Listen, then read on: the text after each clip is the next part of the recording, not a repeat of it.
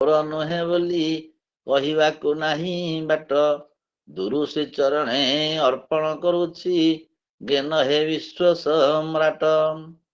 ତେଣୁ हे विश्व सम्राट, भगवान जगन्नाथ स्वराट सम्राट जगन्नाथ विराट श्री जगतपति बोली जहाँ कहुई स्कंद पुराण रे से कथा मध्य प्रकृति गंगाहार मेघ भी अनुभव करिसेंती वेद वेदांत तत्व को हेन हे विश्व सम्राट ये अहंकार टी मु सृष्टि करिछि तुमे सृष्टि करिन ये अहंकार टी तम उपरे अर्पण कर दूछि। तेणु आम भितर से जो अहंकार रहिला से अहंकार टी को अर्पण करिकी कृतज्ञता निवेदन करवा जे प्रभु सबु किछि तुमर मोर किछि नाही मोहरी बोली न कहिकी मो हरि बोली कहवा मोहरी माने मोर ହେଇଗଲା मो हरि कहीदेले हरि मोर सबु तांकर मध्य मो इसरी गोटे कथा आम विषय वस्तु आसवा। गोटे कथा आम स्वामी जित महान सरोज थिले भल कथा टे कहले आज मन पड़ जाउछि।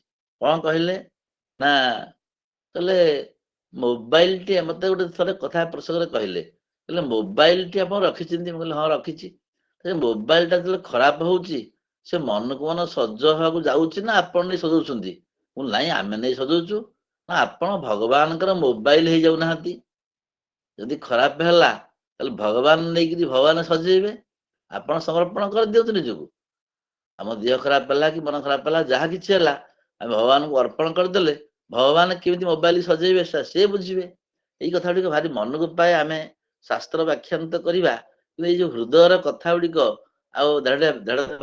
जहाँ शुणिले हृदयर कथा गुड़िक भारी मर्म स्पर्शी आज ईश्वर केवल कृतज्ञता निवेदन गुरुदेव कहती जे अकृतज्ञ व्यक्ति को ही भगवान सबुठ घृणा करती कृतज्ञ व्यक्ति को ही भगवान सबुठ भल पाती। आम समाज रे आमे बहुत अकृतज्ञ व्यक्ति रही जाऊे तेणु सेटा भगवान आमकर आम प्रिय हो पारुने ये कथाटी आज भल लगला कैलाश सार कथा गुड़िक मुझे प्रणाम करुच्ची समय पाइले आम पुणी शुणा। आज आम विषय वस्तु आसवा जे श्रीमद भगवद गीता पंचदश अध्याय जहाँ की पुरुषोत्तम योग तार 14 नंबर श्लोक पर्यंत आम आलोचना टी करथिले। अहम वैश्वानरो भूत्वा प्राणीनां देहमाश्रितः प्राणापान समायुक्तः पचाम्यन्नं चतुर्विधम्। पूर्व पूर्व श्लोक गुड़िक भगवान श्रीकृष्ण परमात्मा केमिति बाहरे ओज रूप से परिपूर्ण होती ये कथा कहले माने सूर्य चंद्र ग्रह नक्षत्र आंक भितर भगवान केमिति ओज रूप से अच्छी धारयामि अहम ओजसा कहुई पुणी कहले मु खाली ओज रूप से बाहर नहीं मु पुणी तुम वैश्वानर अग्नि रूप रहीकि चर्व्य चोष्य पेय 4 प्रकार अन्न को प्राणापान 5टी वायु माध्यम वायुर सहायतार मु हजम भी करुच्ची। तो ओज पर खाली ओजटा बाहर अच्छी बुझानी से ओज आम वैश्वानर अग्नि रूप आम उदर में अच्छा परमात्मा एतिकी नुहे आहुरी पाहुंडे आगू जा भगवान यही 15 नंबर श्लोक कहते जे खाली मो ओज रूप बाहर अच्छी ता नुहे खाली मो उदर भितर वैश्वानर अग्नि रूप अच्छी ता नुहे मो आहुरी तुम हृदय निवास करे मो तुम निश्वास प्रश्वास ठारू आहुरी निकटतर एवं अत्यंत हृदय सिंहासन आम जमी रत्न सिंहासन महाप्रभु जगन्नाथ देखुचु सेमती आम हृदय रूपक रत्न सिंहासन जो सत्य शांति दया क्षमा रूपक रत्न सब अच्छी से आम हृदय सिंहासन रत्न सिंहासन परमात्मा अदृश्य रूप आउ सूक्ष्म रूप ज्योतिर्मय रूप धारण करके जहाँकि अनुभव गम्य जो आम ही देखिपर भगवान कहे हाँ तुम्हें ठीक देखिल आम खाली बाहर ओज रूप देखिले आम द्रष्टा हेबानी वैश्वानर अग्नि रूप रही भी देखिले द्रष्टा हेबानी हृदय को देखिले हृदय तो हूँ हरती ददाती हृदय जी हरण करती दियंती माने दुख को हरण करती एवं सुख व आनंद को प्रदान करती जहाँ हमार स्कंद पुराण जगन्नाथ मत कहला जे खंडना सर्व दुखाना अखंडानंद दानतः तस्मादारुवयम ब्रह्म वेदांतेषु उपगीयते। तो भगवान दुख को हरण करने संगे संगे अखंड आनंद भी प्रदान करती से महान आमर हृदय अति निकट से अच्छा ଏଇ କଥା ଆମର 15 ନମ୍ବର ଶ୍ଲୋକରେ ଭଗବାନ କହୁଛନ୍ତି। ଯେତିକି ବାଟ ଯିବା ଆମେ ଆଲୋଚନା କରିବା, ତରତର ବି ହବାନି। ଗୋଟିଏ ଶ୍ଲୋକରେ ରହିଯିବ। ସର୍ବସ୍ୟ ଚାହଂ ହୃଦି ସନ୍ନିବିଷ୍ଟୋ ମତ୍ତ ସ୍ମୃତିର୍ଜ୍ଞାନମପୋହନଂ ଚ ବେदैଶ୍ଚ ସର୍ବୈରହମେବ ବେଦ୍ୟୋ ବେଦାନ୍ତ କୃତ ବେଦ ବିଦେବ ଚାହಂ। ଭଗବାନ ଏଇଠି ଅର୍ଜୁନଙ୍କୁ କହୁଛନ୍ତି ମୁଁ ହୃଦୟ ଭିତରେ ଅଛି। ଆଜି ଆମର ଏଇ କାର୍ଯ୍ୟକ୍ରମକୁ ପରିଚାଳନା କରୁଛନ୍ତି ଆମର ଅତି ପ୍ରିୟ ଆଉ ଅମରେନ୍ଦ୍ର ଭାଇ, ପଣ୍ଡିତ ଅମରେନ୍ଦ୍ର ନନ୍ଦ ମହୋଦୟ। ତାହା ସାଙ୍ଗେ ସକାଳେ ମଧ୍ୟ ମୁଁ ଆଲୋଚନା କରୁଥିଲି। ଅନେକ ତାତ୍ତ୍ୱିକ କଥା ସେ ମତେ ବି କହିଲେ, ଏବଂ ଯୋଉଟା କି ଆଉ ପୁସ୍ତକରେ ମଧ୍ୟ ମିଳିବ ନ ମିଳିବ ମଧ୍ୟ କହିହେବନି, କେବଳ ଗୁରୁ ମୁଖରୁ ହିଁ ଜଣା ପଡିବ। ଗୀତା ତ ଅତି ଦୁର୍ବୋଧ୍ୟ, ସେଇ କଥା ଆମେ ଆଲୋଚନା କରୁଥିଲୁ ଯେ ଗୀତା ଏତେ ଦୁର୍ବୋଧ୍ୟ, କିନ୍ତୁ ଶଙ୍କରାଚାର୍ଯ୍ୟ ଭଗବାନ ଯାହା କହିଛନ୍ତି ସେଇ କଥା ଠିକ। କିନ୍ତୁ ଯେତେ ଯେତେ ଟୀକା ତା ପାଇଁ ଯେତେ ଯେତେ ପଣ୍ଡିତ ମାନେ ଆସିଛନ୍ତି କଲେ ମଧ୍ୟ ଗୀତା ଏପର୍ଯ୍ୟନ୍ତ ବି ଦୁର୍ବୋଧ୍ୟ ହେଇକି ଅଛି। କେହି କହିପାରିବେ ନାହିଁ ଯେ ଗୀତାକୁ ଆମେ ଭଲ ଭାବରେ ବୁଝିଗଲୁ। ଆଉ ଆମେ ତ କ୍ଷୁଦ୍ରମତି, ଆମେ ବା କଣ ଜାଣିବା। କିନ୍ତୁ ଆମେ ଚେଷ୍ଟା କରିବା ଏବଂ ମୁଖ୍ୟ ହେଲା ମର୍ମାର୍ଥକୁ ଆମେ ଗ୍ରହଣ କରିବା। ଏଥିରେ ବିଭିନ୍ନ ପ୍ରକାରର ମତଭେଦ ରହୁଛି, ଆଉ ଆମେ ଆଲୋଚନା କରିବା କ୍ଷର କିଏ ଅକ୍ଷର କିଏ। କିନ୍ତୁ ଆମେ ମୁଖ୍ୟତଃ ଏଇ ସବୁର ଲକ୍ଷ୍ୟ ହେଲା ଆମେ ହୃଦୟ ଭିତରେ ପରମାତ୍ମାକୁ କେମିତି ଚିହ୍ନିବା ଏବଂ ଅନୁଭବ କରିବା। ସେଇତକ ହେଇଗଲେ ଯାହା ଆମର ଭାଗବତରେ କୁହାହେଇଛି, ଆଉ ଆମେ ସେ କଥା ଆଲୋଚନା କରୁଥିଲୁ ଅମରେନ୍ଦ୍ର ଭାଇଙ୍କ ସାଙ୍ଗରେ। ପରମ ଆତ୍ମା ଦିବ୍ୟ ମୂର୍ତ୍ତି ହୃଦୟ ପଦ୍ମ ମଧ୍ୟେ ଚିନ୍ତି ନମଇ ତାଙ୍କ ପୟରେ ଯେ ଦେବ ଅଛନ୍ତି ମୋ ହୃଦୟରେ। ପ୍ରକୃତରେ ଭାଗବତ, ଓଡିଆ ଭାଗବତର ତୁଳନା ସମଗ୍ର ବିଶ୍ୱରେ ନାହିଁ। ଯିଏ ଭାଗବତ ପଢି ନାହିଁ ତା ଜୀବନ କେବେ ହେଲେ ସଫଳ ହେଇନାହିଁ। ସିଏ ଭାଗବତ ଆମ ଜୀବନକୁ ପରିପୂର୍ଣ୍ଣ କରିଦବ, ସମସ୍ତ ଦୁଃଖକୁ ହରଣ କରିଦବ, ସମସ୍ତ ପ୍ରକାର ଆନନ୍ଦକୁ ପ୍ରଦାନ କରିବ। ଜୀବନ ଆମର ପରିତୃପ୍ତ ହେଇଯିବ ଆମେ ଯଦି ଭାଗବତ ପଢିବା ଏବଂ ଗୀତା ପଢିବା। ମୋ ଓଡିଆ ଭାଗବତ ଯିଏ ପଢି ନାହିଁ, ଓଡିଶାର ଲୋକ ହେଇକିରି ସେ ଜୀବନରେ କିଛି କରିନାହିଁ ବୋଲି ବୁଝିବାକୁ ପଡିବ। ଏତେ ସୁନ୍ଦର କଥା ଓଡିଆ କଣ ଜିନିଷ ନାହିଁ, ଓଡିଆ ଭାଗବତରେ କଣ ଜିନିଷ ନାହିଁ ଏ କଥା ଆମେ କହିପାରିବା। ସବୁ ପରିପୂର୍ଣ୍ଣ ହେଇକି ଅତି ନିଗୁଢ ତତ୍ଵକୁ ଅତି ସରଳ ଭାଷାରେ, ମନୋରମ ଭାଷାରେ, ଆନନ୍ଦମୟ ଭାଷାରେ, ମଧୁର ଭାଷାରେ ଏବଂ ଅତି ସୁବୋଧ୍ୟ ଭାଷାରେ ଜଗନ୍ନାଥ ଦାସ ଲେଖି ଦେଇଛନ୍ତି। କେମିତି ସେ ଲେଖିଲେ, ତାଙ୍କୁ କିଏ ପ୍ରେରଣା ଦେଲା, ଭଗବାନ କେମିତି ତାଙ୍କୁ କୃପା କଲେ, ଭାବିଲା ବେଳକୁ ଆଶ୍ଚର୍ଯ୍ୟ ଲାଗୁଛି। ଆଉ ତାକୁ ପଣ୍ଡିତ ମାନେ ବି ବୁଝି ପାରୁନାହାନ୍ତି, ଅଥଚ ଗାଉଁଲି ଲୋକ ପଢିକି ମଧ୍ୟ ଆନନ୍ଦ ଅନୁଭବ କରୁଛନ୍ତି। ତେଣୁ ଆନନ୍ଦ ଅନୁଭବ କରିବା, ଭଗବାନ ପାଖରେ ଆତ୍ମସମର୍ପଣ କରିବା, ଯାହାକି ଶ୍ରବଣମ୍ କୀର୍ତ୍ତନମ୍ ବିଷ୍ଣୁ ସ୍ମରଣମ୍ ପାଦ ସେବନମ୍ ଅର୍ଚ୍ଚନଂ ବନ୍ଦନମ୍ ଦାସ୍ୟମ୍ ସକ୍ଷମ ଆତ୍ମନିବେଦନମ୍। ଏଇ କଥାଟି ଆତ୍ମନିବେଦନ ବା କୃତଜ୍ଞତା ନିବେଦନ ବା ଭଗବାନଙ୍କ ପାଖରେ ଶରଣାପନ୍ନ ହବା ଶେଷ କଥା। ଆଉ ଯେତେ ଯାହା କରୁମି ଯତ୍ ସକଳମ୍ ପରସ୍ମୈ ନାରାୟଣାୟ ସମର୍ପୟାମି। ଆମେ ଦେଖିଛୁ, ଆଉ ବନାରସ ଥରେ ମୁଁ ଯାଇଥିଲି, ବଡ ବଡ ନୈୟାୟିକ ବିଦ୍ୱାନ ମାନେ ଆଉ ଜୀବନ ସାରା ନ୍ୟାୟ ଶାସ୍ତ୍ର ବ୍ୟାକରଣ ଶାସ୍ତ୍ର ପଢିଥିବେ, ଶେଷରେ କିନ୍ତୁ ତାଙ୍କର ଆଉ କିଛି ନାହିଁ। ସେ ଗଲା କ୍ଷଣି କହିବେ ଯେ ଆଉ କିଛି ନୁହେଁ, କିଛି ନୁହେଁ, କେବଳ ଭଗବାନଙ୍କ ଆରାଧନା କର, ଭଗବାନ ଉପରେ ସମର୍ପଣ ନିଜକୁ କର। ସାରା ଜୀବନ ଏତେ ବିଦ୍ବତ୍ତାକୁ ନେଇକି ଚଳିଥିବା ଲୋକକୁ ଆମେ ଦେଖୁଛେ ସେ କେବଳ ଆତ୍ମସମର୍ପଣ ହିଁ କରିକିରି ନିମଗ୍ନ ରହୁଛନ୍ତି, ଆଉ ଶାସ୍ତ୍ର ଚର୍ଚ୍ଚା କରୁନାହାନ୍ତି ଏତେ କଠିନ ଶାସ୍ତ୍ର। କିନ୍ତୁ ୟା ଅର୍ଥ ନୁହେଁ ଯେ ଆମେ ଚର୍ଚ୍ଚା କରିବା ନାହିଁ, କିନ୍ତୁ ଚର୍ଚ୍ଚା ଭିତରେ ଆମର ମନ ଭିତରେ ବ୍ରହ୍ମ ତଲ ଲକ୍ଷ୍ୟ ବୁଝିଛନ୍ତି। ମନ ଭିତରେ ମୁଖ୍ୟ ଲକ୍ଷ୍ୟ ହବ ଯେ ଯେତେ ଆମେ ଚର୍ଚ୍ଚା କରୁଛୁ, ଚର୍ଚ୍ଚାର ମୁଖ୍ୟ ଲକ୍ଷ୍ୟ ହଉଛି ପରମାତ୍ମାକୁ ନିରନ୍ତର ସ୍ମରଣ କରିବା ଏବଂ ଆନନ୍ଦ ଅନୁଭବ କରିବା ଏବଂ ନିଜକୁ ସମର୍ପଣ କରିକିରି ଜୀବନକୁ ସାର୍ଥକ କରିବା। ଇଏ ହଉଛି ମୁଖ୍ୟ ଲକ୍ଷ୍ୟ। ସେଇଥିପାଇଁ ଭଗବାନ କହୁଛନ୍ତି କେତେ କେତେ ପ୍ରକାର ସେ ବୁଝେଇକିରି ଆଉ ଅର୍ଜୁନଙ୍କୁ ଓଜ ରୂପରେ ମୁଁ ରହିଲି, ବୈଶ୍ୱାନ ରୂପରେ ରହିଲି, ହୃଦୟ ଭିତରେ ରହିଲି, ଏ କଥା ବୁଝଉଛନ୍ତି। ଆମ ଆଜି ମୁଖ୍ୟ ମାର୍ଗଦର୍ଶକ ମଧ୍ୟ ଉପସ୍ଥିତ ଅଛନ୍ତି, ତାଙ୍କୁ ମୋର ପ୍ରଣାମ ନିବେଦନ କରୁଛି ଈଶ୍ୱର ସାର୍, ଏବଂ ଅମରେନ୍ଦ୍ର ଭାଇ ମଧ୍ୟ ମୋର ଅଭିନନ୍ଦନ। ସମସ୍ତ ଆଉ ଦିବ୍ୟତ୍ୱ ମାନଙ୍କୁ ମୋର ପୁନଃ ପୁନଃ ପ୍ରଣାମ। ସର୍ବସ୍ୟ ଚାହଂ ହୃଦୟ ସନ୍ନିବିଷ୍ଟ। ଭଗବାନ କହୁଛନ୍ତି ମୁଁ ସମସ୍ତ ପ୍ରାଣୀ ମାନଙ୍କ ହୃଦୟରେ ଅଛି। ଆମେ କହିଲେ ଯେ ହରତି ଦଦାତି ହୃଦୟମ୍, ଯିଏକି ହରଣ କରେ ଏବଂ ଦିଏ, ଦୁଃଖ ହରଣ କରେ, ସୁଖ ପ୍ରଦାନ କରେ। ଏବଂ ସେଇ ଭଗବାନ ଅନ୍ତର୍ଯ୍ୟାମୀ, ଏ ସତେ ଆତ୍ମା ଅନ୍ତର୍ଯ୍ୟାମୀ ଅମୃତ ଉପନିଷଦରେ କୁହାଯାଇଛି। ସବୁ ତ ଉପନିଷଦ କଥା ନା, ସର୍ବ ଉପନିଷଦ ଗାବ। ତେଣୁ ଏ ସତେ ଆତ୍ମା ଅନ୍ତର୍ଯ୍ୟାମୀ ଅମୃତ। ଆମର ଅନ୍ତର ଅଧିକରଣ ଗୋଟେ ଅଛି, ଅନ୍ତର୍ଯ୍ୟାମୀ ପ୍ରକରଣ କଥା କୁହାଉଛି ଏଠି। ଅନ୍ତର ଅଧିକରଣରେ ଭଗବାନ ନିଜେ ଅନ୍ତର୍ଯ୍ୟାମୀ, ଆଉ କେହି ଅନ୍ତର୍ଯ୍ୟାମୀ ହେଇପାରିବେ ନାହିଁ। ଭଗବାନଙ୍କୁ ଛାଡ଼ିଦେଲେ। ସେ କହୁଛନ୍ତି, ହେ ଅର୍ଜୁନ, ମୁଁ ସମସ୍ତଙ୍କ ହୃଦୟରେ ଅନ୍ତର୍ଯାମୀ ରୂପରେ ଅଛି। ସର୍ବସ୍ୟ ଚ ଅହଂ ହୃଦି ସନ୍ନିବିଷ୍ଟ। ବାହାରେ ଯେମିତି ଅଛି ଭିତରେ ସେମିତି ମଧ୍ୟ ଅଛି। ଆଉ ମୋ ଠାରୁ ହିଁ ସମସ୍ତଙ୍କର ସ୍ମରଣ, ଜ୍ଞାନ ଆଉ ସ୍ମୃତି ଜ୍ଞାନର ଲୋପ, ବିସ୍ଫୋରଣ ବା ଅପୋହନ ତାକୁ କହନ୍ତି। ଅପୋହନ ମାନେ ଆମେ ଯାହା ମନେ ପଡୁଥିବ ତାର ସେଇ ଜ୍ଞାନର ଲୋପ। ଆମର ଗୋଟେ ଧର୍ମଶାସ୍ତ୍ରରେ ଅଛି, ଅଧୀତ ବିଦ୍ୟା ବିସ୍ମରଣ। ଯାହା ଆମେ ପଢିଥିବା ବେଳେ ବେଳେ ବିସ୍ମରଣ ଆମର ଆସିଯାଏ। ସେଟା ମଧ୍ୟ ଗୋଟେ ମାନେ ଉପପାଦକ। ଯଦି ବିସ୍ମରଣ ହେଇଯିବା, ପୁଣି ଆଉ ଥରେ ମନେ ପକେଇବା ପାଇଁ ପୁଣି ଗୁରୁଙ୍କୁ ଶାସ୍ତ୍ରଙ୍କୁ ସ୍ମରଣ କରିବା।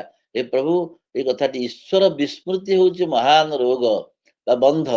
ଈଶ୍ୱରଙ୍କର ବିସ୍ମୃତି ହଉଛି ଆମର ଆଉ ବନ୍ଧର କାରଣ, ଆଉ ଈଶ୍ୱର ସ୍ମୃତି ହଉଛି ମୁକ୍ତିର କାରଣ।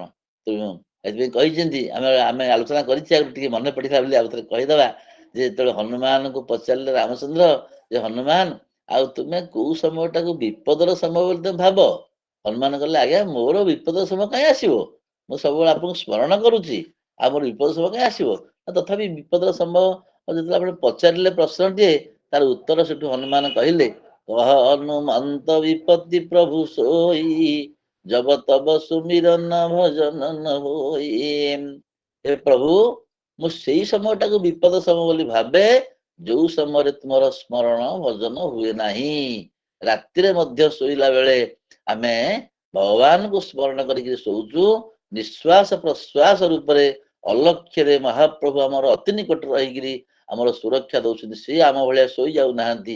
ସେ ରାତି ଅଧରେ ମଧ୍ୟ ନିଶ୍ୱାସ ପ୍ରଶ୍ୱାସ ରୂପରେ, ପ୍ରାଣ ରୂପରେ ଜାଗ୍ରତ ରହିକିରି ଜାଗ୍ରତ ପ୍ରହରୀ ଭଳିଆ ଆମକୁ ଜଗିଛନ୍ତି। ମୋର ଅତି ପ୍ରିୟ ଅମୃତମୟ ସନ୍ତାନ, ମୋର ପ୍ରିୟ ସନ୍ତାନ ଶୋଇପଡିଛି, ମୁଁ ତାକୁ ଜଗି ରଖିଛି। ଏଇ ଯୋଉ ଭଗବାନ କେତେ ଦୟାଳୁ, ଆମେ ଟିକେ ତ ଭାବି ପାରୁନା ବେଳେ ବେଳେ ଯେ ଭଗବାନ କେତେ ଦୟାଳୁ ବୋଲିକିରି। ପୁଣି ଆମେ ଭଗବାନଙ୍କୁ ଗାଳି ବି ଦଉଛେ ତ ଭଗବାନ ସହୁଛନ୍ତି ସବୁ। ତେଣୁ ଏଇଟା କୁହା ଲାଗେ ନା, କହିଲେ କହ ହନୁମନ୍ତ ବିପତ୍ତି ପ୍ରଭୁ ସୋଇ, ମୁଁ ସେଇ ସମୟଟାକୁ ବିପଦ ସମୟ ବୋଲି ଭାବେ ଯୋଉ ସମୟରେ ଆପଣଙ୍କର ଭଜନ ଆଉ କୀର୍ତ୍ତନ ହୁଏ ନାହିଁ। ତେଣୁ ଭଜନ କୀର୍ତ୍ତନ ସବୁବେଳେ ସୂକ୍ଷ୍ମ ରୂପରେ ଆଉ ସ୍ଥୂଳ ରୂପରେ ଯୋଉ ରୂପରେ କରିବା ଦରକାର, କିଛି ନହେଲା ବେଳକୁ ସ୍ମରଣ ବି କରିଦବା। ସ୍ମରଣ ଆଦେବନ ସେମିତି ପାତକାନି। ତ ଭଗବାନଙ୍କର ସେ ସ୍ମରଣ ହିଁ ଆମ ଜୀବନର ସର୍ବସ୍ୱ। ଏଇ କଥା ଭଗବାନ ମନେ ପକେଇ ଦଉଛନ୍ତି ଅର୍ଜୁନଙ୍କୁ, ସର୍ବସ୍ୟ ଚାହଂ ହୃଦି ସନ୍ନିବିଷ୍ଟ ମତ, ମୋ ଠାରୁ ହିଁ ସ୍ମୃତି। ସ୍ମୃତି କହିଲେ ଆମର ଶାସ୍ତ୍ରରେ କୁହାଯାଇଛି, ଜ୍ଞାତ ବିଷୟ ଜ୍ଞାନ ସ୍ମୃତି। ଆଗରୁ ଯାହା ଜାଣିଥିବା ପୁଣି ଆଉ ଥରେ ମନେ ପକେଇବା, ତାର ହେଲା ସ୍ମୃତି। ଯଦି ଭଗବାନଙ୍କର ଦର୍ଶନ ଆମେ ଜଗନ୍ନାଥଙ୍କୁ ଥରେ କରିଦେଇଛେ, ପୁଣି ଘରକୁ ଯାଇକିରି ସେଇ କଥା ମନେ ପକେଇବା, ତାହେଲେ ତାକୁ ସ୍ମୃତି ବୋଲି କୁହାଯିବ। ଆଉ ପ୍ରତ୍ୟଭିଜ୍ଞା ମଧ୍ୟ ଅଛି, ଯେ ସାକ୍ଷାତ ଦେଖିଲେ ପ୍ରତ୍ୟଭିଜ୍ଞା, କିନ୍ତୁ ସ୍ମରଣ କଲେ ସ୍ମୃତି। ଜ୍ଞାତ ବିଷୟ ଜ୍ଞାନ ସ୍ମୃତି, ଅନୁଭବଜନ୍ୟ ଜ୍ଞାନ ସ୍ମୃତି। ଆଗରୁ ଅନୁଭବ କରିଥିବା, ସେଥିରୁ ଉତ୍ପନ୍ନ ହଉଥିବା ଜ୍ଞାନକୁ ମଧ୍ୟ ସ୍ମୃତି ବୋଲି କୁହାଯିବ। ଏବଂ ସଂସ୍କାର ଜନ୍ୟ ଜ୍ଞାନ ସ୍ମୃତି, ସଂସ୍କାରରୁ ଜାତ ହଉଥିବା ଜ୍ଞାନକୁ ମଧ୍ୟ ସ୍ମୃତି ବୋଲି କହିବା। ଏମିତି ସ୍ମୃତିର ତିନିଟା ଲକ୍ଷଣ ଅଛି, ସଂସ୍କାର ଜନ୍ୟ ଜ୍ଞାନ ସ୍ମୃତି, ଅନୁଭବ ଜନ୍ୟ ଜ୍ଞାନ ସ୍ମୃତି, ଜ୍ଞାତ ବିଷୟ ଜ୍ଞାନ ସ୍ମୃତି। ତେଣୁ ଯାହା ହଉ, ସେ ସ୍ମୃତି ଭଗବାନଙ୍କର କରୁଣା ନହେଲେ ଆମର ଭଗବତ ସ୍ମୃତି ଜାଗ୍ରତ ହବ ନାହିଁ। ଏବଂ ବିଦ୍ୟା, ଆମେ ଯେତେବେଳେ ବିଦ୍ୟା ଅଧ୍ୟୟନ କରୁଛୁ, ଭଗବାନଙ୍କ ସ୍ମରଣ କୃପା ନହେଲେ ଆମର ବିଦ୍ୟା ମନେ ପଡିବ ନାହିଁ। ଏ ସମ୍ବନ୍ଧରେ ଗୋଟିଏ କଥା ମନେ ପଡେ, ଆମର ଗୁରୁଦେବ ଯିଏ ପାଠ ପଢଉଥିଲା ଆମକୁ କହିଥିଲେ, କହିଲେ, ଆରେ ପାଠ ପଢ, ଘୋଷ ପଢ, ମନେ ରଖ, ବାରମ୍ବାର ଅଧ୍ୟୟନ ସବୁ କର, କିନ୍ତୁ ଲେଖିବା ବେଳକୁ ଗୁରୁ ସ୍ମରଣ ପ୍ରଥମେ କରିବ। ଗୁରୁଙ୍କୁ ସ୍ମରଣ କଲେ ହିଁ ସେଇ ଗୁରୁ ଆମ ଭିତରେ ବିଦ୍ୟାକୁ ସ୍ମରଣ କରେଇଦେବେ। ମୋ ବିଦ୍ୟାକୁ ସ୍ମରଣ କରିବା ପାଇଁ ଯେତେ ଗୁଡ଼ିଏ ପ୍ରତିବନ୍ଧକ ଥିବ, ସେ ପ୍ରତିବନ୍ଧକକୁ ଗୁରୁ ଦୂରୀଭୂତ କରିଦେବେ। ଅଜ୍ଞାନ ତିମିରାନ୍ଧସ୍ୟ ଜ୍ଞାନାଞ୍ଜନ ଶଳାକୟା ଭୟା। ତେଣୁ ସରସ୍ୱତୀ, ଗଣେଶ, ଆଙ୍କୁ ଆମେ ସ୍ମରଣ କାହିଁ କରୁଛୁ ନା, ବିଦ୍ୟା ପ୍ରାପ୍ତି, ବିଦ୍ୟା ସ୍ମରଣ ନିମନ୍ତେ ଯେତେ ଗୁଡ଼ିଏ ପ୍ରତିବନ୍ଧକ ଅଛି, ସେ ପ୍ରତିବନ୍ଧକକୁ ସରସ୍ୱତୀ ଗଣେଶ ମହାପ୍ରଭୁ ଓ ସରସ୍ୱତୀ ମା ଦୂରୀଭୂତ କରିଦିଅନ୍ତି। ଏଇ କଥା ପାଇଁ ଆମେ ଭଗବାନଙ୍କୁ ସ୍ମରଣ କରୁଛୁ। ତେଣୁ ଏଇ ଭଗବତ ସ୍ମରଣ ସେଇ ତାଙ୍କରି ଦ୍ୱାରା ହିଁ ଭଗବତ ସ୍ମରଣ। ଆମର ଯଦି ପୁଣ୍ୟ ଥିବ, ତାଙ୍କର ସ୍ମୃତି ଆମେ କରିବୁ, ସ୍ମରଣ କରିବୁ। पुण्य नथिले अज्ञान आवरण द्वारा आमर सब चैतन्य सब आवृत ହେଇଗଲେ भगवान को आम स्मरण कर तेणु भगवान कहते मत स्मृति ज्ञानम अपोहनम च मोहि सबु प्राणी हृदय अच्छी अंतर्जामी स्वरूप मोठारु ही स्मृति ज्ञान अपोहन जन्मे प्राणी शरीरे सबु वेद द्वारा जानिबार योग्य एकमात्र ए जगते मु वेदांत कर्ता वेदज्ञ मध्यम धरी रख तुमे चित्ते। এই ଶ୍ଲୋକଟି ପାଠ କଲେ ଆମର ଗୁରୁଦେବ କହନ୍ତି ଶ୍ଲୋକ ପାଠ କଲେ ଯଦି ବିଦ୍ୟା ମନେ ପଡୁନଥିବ ପରମାତ୍ମାକୁ ଆମେ ବିସ୍ମୃତ ହେଇଯାଇଥିବା ତାହେଲେ ପରମାତ୍ମା ଆମକୁ ମନେ ପକେଇଦେବେ। ତେଣୁ କହ ହନୁମନ୍ତ ବିପତ୍ତି ପ୍ରଭୁ ସୋଇ ନିରନ୍ତର ସ୍ମରଣ। ଭଗବାନ କହୁଛନ୍ତି ସର୍ବସ୍ୱ ଚାହମ୍ ମାନେ ସର୍ବସ୍ୱ ମାନେ ପ୍ରତ୍ୟେକ ପ୍ରାଣୀ କୀଟ ପତଙ୍ଗ ତରୁ ଲତା ଦେବ କିନ୍ନର ଗନ୍ଧର୍ବ ଋଷି ମାନବ ରାକ୍ଷସ ସମସ୍ତ ପ୍ରାଣୀ ମାନଙ୍କ ଭିତରେ କି ମତେ ଜାଣୁ କି ନ ଜାଣୁ ମୁଁ କିନ୍ତୁ ଗୁପ୍ତ ରୂପରେ ସମସ୍ତଙ୍କ ହୃଦୟରେ ଅଛି। ସର୍ବସ୍ୟ ଅହମ୍ ପରମାତ୍ମା ମୁଁ ହିଁ ପରମାତ୍ମା ମୁଁ ସମସ୍ତର ହୃଦି ହୃଦି କହିଲେ ହୃଦୟ ବା ବୁଦ୍ଧି ମଧ୍ୟ ବୁଝିବା ଆମେ ସମସ୍ତଙ୍କର ବୁଦ୍ଧିରେ ହୃଦ୍ୟନ୍ତର ଜ୍ୟୋତି ବୋଲି କୁହାଯାଇଛି। ପ୍ରାଣେଶୁ ହୃଦ୍ୟନ୍ତର ଜ୍ୟୋତି ପରମାତ୍ମା ପ୍ରାଣ ଭିତରେ ହୃଦୟରେ ଅଛନ୍ତି। ଯେହେତୁ ଅଛନ୍ତି ମତ୍ତଃ ଏଇ ପରମାତ୍ମା ନିକଟରୁ ସମସ୍ତ ପ୍ରାଣୀ ମାନଙ୍କର ସ୍ମୃତି ଜ୍ଞାନ ଏବଂ ଜ୍ଞାନ ଲୋପ ମଧ୍ୟ। କି କଥା ଜ୍ଞାନ ସିନା ମିଳିବ ଜ୍ଞାନ ସ୍ମୃତି ସିନା ମିଳିବ ଜ୍ଞାନ ଲୋପଟା କିନ୍ତୁ ଭଗବାନ କରିଦିଅନ୍ତି। ତାହେଲେ ଭଗବାନ ତ ଭଲ ଲୋକ ନୁହେଁ। ଭଗବାନ ସ୍ମୃତି ଦେଲେ ଠିକ ହେଲା ଜ୍ଞାନ ଦେଲେ ଠିକ ହେଲା ପୁଣି ଜ୍ଞାନ ଲୋପ ରୂପକ ସ୍ମୃତି ନାଶ ରୂପକ ଜିନିଷଟି ଅପହରଣ ଯାଉ ସେଟାକୁ କାହିଁ ଦେଲେ? ତାହେଲେ ଭଗବାନ ତ ଆମର କିଛି କଲ୍ୟାଣ କରୁନାହାନ୍ତି ମନରେ ସନ୍ଦେହ ଆସିବ। ୟା କଥାଟି ଗୋଟେ ସୁନ୍ଦର କଥା ମୋର ମନେ ପଡେ 30-35 ବର୍ଷ ତଳେ ରତ୍ନାକର ପତି ଯିଏକି ଗୋପବନ୍ଧୁଙ୍କର ଜୋଇଁ ସିଏ ଗୋଟେ ପ୍ରବନ୍ଧ ପ୍ରକାଶ ବହି ଲେଖିଥିଲେ 18 ପୃଷ୍ଠାର ଗୋଟେ ବିସ୍ମୃତି ପ୍ରବନ୍ଧ ଲେଖିଥିଲେ। ସେ ବିସ୍ମୃତି ପ୍ରବନ୍ଧଟି ମୁଁ 30-40 ବର୍ଷ ତଳେ ପଢିଥିଲି। ଆଜି ମନେ ପଡେ ବେଳେ ବେଳେ ଯେ କେତେ ଗୁଡିଏ ଜିନିଷକୁ ଆମେ ମନେ ରଖିବୁ ଆଉ କେତୋଟି ଜିନିଷକୁ ଭୁଲି ଯିବା ଦ୍ୱାରା ହିଁ ଆମର କଲ୍ୟାଣ ହବ। ଧରାଯାଉ ଆମେ ବହୁତ କଷ୍ଟ ପାଇଛୁ ବହୁତ ଦୁଃଖ ପାଇଛୁ ଜଣେ ଆମକୁ ବହୁତ ଅପମାନ ଦେଇଛି ସେ କଥାଟା ଯଦି ବାରମ୍ବାର ମନେ ପକେଇବା ବିସ୍ମୃତ ନହବା ତାହେଲେ ଆମେ ପୁଣି ଦୁଃଖ ପାଇବା। ତେଣୁ ଭଗବାନ କଣ କରନ୍ତି ଆମ ଭିତରେ ସ୍ମୃତି ରୂପରେ ସ୍ମୃତି ପ୍ରଦାନ କରନ୍ତି ଜ୍ଞାନ ପ୍ରଦାନ କରନ୍ତି ଯୋଉଟା ଆମର ଦରକାର ନାହିଁ ତାକୁ ଭୁଲେଇ ଦିଅନ୍ତି। ସେଇଥିପାଇଁ ଭଗବାନ ଅପୋହନର ମଧ୍ୟ କାରଣ। ଭଗବାନଙ୍କୁ ଡାକିଲେ ଈଶ୍ୱରକୁ ଡାକିଲେ ସଂସାରକୁ ଭୁଲିବା। ତେଣୁ କିଛି ଆମେ ପାଇବା କିଛି ଆମେ ଛାଡିବା। ଯଦି କିଛି ନ ଛାଡିବା କିଛି ପାଇବା କେମିତି? ଆମେ ଯଦି ଘର ଭିତରେ ଅଳିଆ ଗଦେଇଥିବା ଘର ପରିଷ୍କାର ହବ କେମିତି? ଆମ ଭିତରୁ ସେ ଅପୋହନ ଟାକୁ ଭଗବାନ ଦେଇଛନ୍ତି ଆମେ ଛାଡିବାକୁ ପଡିବ। ଏଇ ଦୃଷ୍ଟିରୁ ଭଗବାନ କହୁଛନ୍ତି ମତ ସ୍ମୃତି ଜ୍ଞାନ ଅପୋହନମ ଚ। ଆଉ ଏଇ ଯୋଉ କଥା ଭଗବାନ କହିଲେ ଯେ ମୁଁ ସ୍ମୃତି ପ୍ରଦାନ କରେ ଜ୍ଞାନ ପ୍ରଦାନ କରେ ଅପୋହନ ମଧ୍ୟ କରେଇ ଦିଏ। କାହାର କାହାର ନା ଯୋଉମାନଙ୍କର ପୁଣ୍ୟ ମାନେ ପୁଣ୍ୟକର୍ମା ସେମାନେ ଜ୍ଞାନ ପାଇବେ ତାଙ୍କର ସ୍ମରଣ ଶକ୍ତି ସବୁବେଳେ ଜାଗ୍ରତ ହବ। ଆଉ ଯୋଉମାନେ ପାପ କର୍ମୀ ସେମାନେ ଭଗବାନଙ୍କୁ ଭୁଲି ଯିବେ। ଯୋଉମାନେ ପୁଣ୍ୟବାନ ସେମାନେ ଦୁଃଖ ଶୋକକୁ ଭୁଲିଯିବେ ଯାହା କିଛି କଷ୍ଟ ପାଇଛନ୍ତି ତାହା ଭୁଲିଯିବେ କି ଅପମାନ ଦେଇଛି ତାକୁ ଭୁଲିଯିବେ। କିନ୍ତୁ ଯୋଉମାନେ ପାପ କର୍ମା ସେମାନେ ଜ୍ଞାନକୁ ଭୁଲିଯିବେ ସ୍ମୃତିକୁ ଭୁଲିଯିବେ। ତେଣୁ ଏଇ ହଉଛି ସ୍ମୃତି ଜ୍ଞାନ ଭିତରେ ଆଉ ଅପୋହନ ଭିତରେ ପାର୍ଥକ୍ୟ। କୋଉ ଜିନିଷଟା ଭଗବାନଙ୍କର କୃପା ହେଲେ ଆମେ ଭୁଲିଯିବା ଭଗବାନ କୃପା ନହେଲେ ଆମେ ଭୁଲିବା ନାହିଁ ଏଇଟା କ୍ଲିୟର ହେଇଯାଉଛି ଏଠି। ତ ଅପୋହନ ଅପାୟନ ବା ଅପଗମନ ଚାଲିଯାଏ ଖରାପ କଥା ଗୁଡା ଚାଲିଯିବ।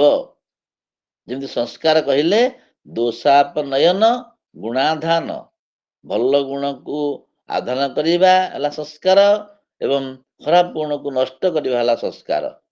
ସେମିତି ଦୋଷାପନୟନ ସଂସ୍କାର ଗୁଣାଧାନ ସଂସ୍କାର।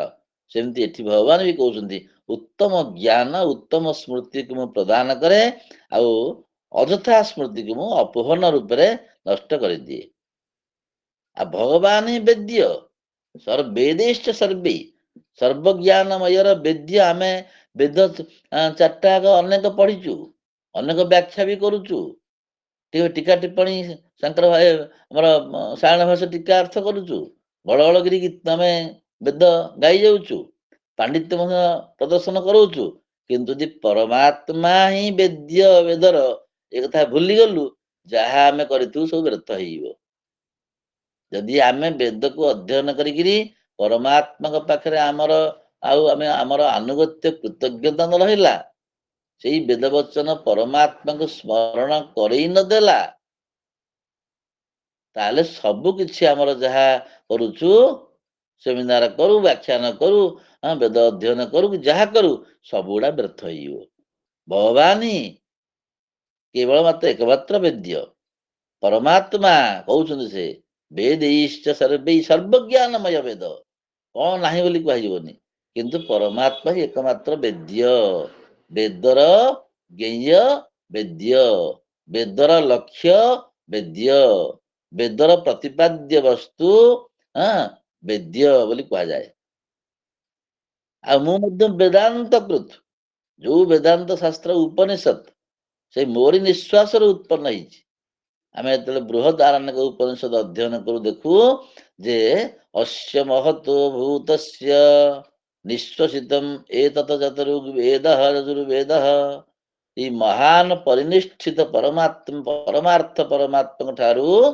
सबु किछि उत्पन्न होइछि से ही मुख्य निश्वास प्रश्वास जमी आम शोवा पर आपे आपे निश्वास प्रश्वास जीवा आसवा करुए सेमती परमात्मा बिना प्रदत्त सर्वज्ञानमय वेद एवं उपनिषद इत्यादि से आपे आपे बाहरी पड़ी परमात्मा आम भाई चेष्टा करके लिखी ना आम चेष्टा कले गोटे प्रबंध लिखुचु गीत लिखुचु कौन करुचु भगवान चेष्टा करना आपे आपे स्वतः स्वयं सिद्ध से तेणु से हूँ वेदांत कृत वेदांतर अर्थ जिते प्रकार अच्छी जिते संप्रदाय अच्छी सबुर कर्ता से उत्स से आ वेद विधि वेदर अर्थ को भगवान ही भल भाव जानती आउ कहीं जानती नहीं वेद माने वेदर अर्थविद वेदार्थविद वेदविद कहले शंकराचार्य कहते वेदार्थविद वेदर जहाँ ज्ञेय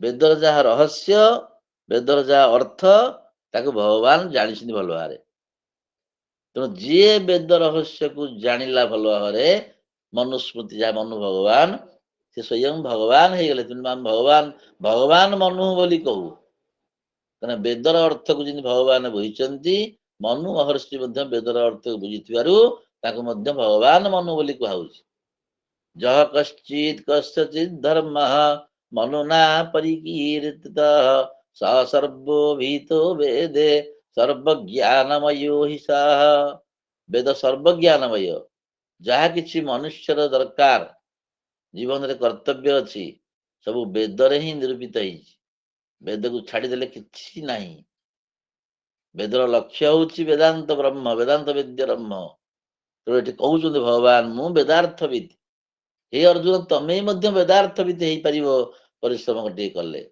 तमें वेदांत कृत हो पार तमें तो मो सहित मिशीज परमात्मा सहित तमें वेदांत वेद्य हो जीव रंभ ना पर भेद रहा